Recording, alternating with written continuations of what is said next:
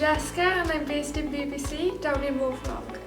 Since we spoke last time, I've recently moved apartments and I'm based in events and organisations. So I've been planning events called Bring the Drama, an evening with Steve Hughes, and I've been organising and maintaining all of that flow, and that's been really interesting for me because I've got to see it from the start to the very end, so I've got to see it develop and kind of form, which has been lovely for me.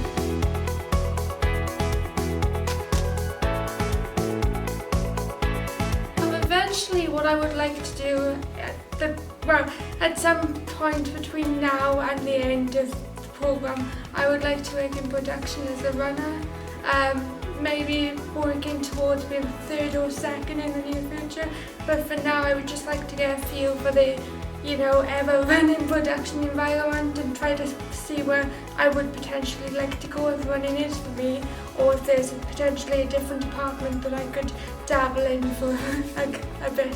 I'm very happy to have found the apprenticeship. I'm very happy to be on the apprenticeship, and overall so far I've really enjoyed the experience.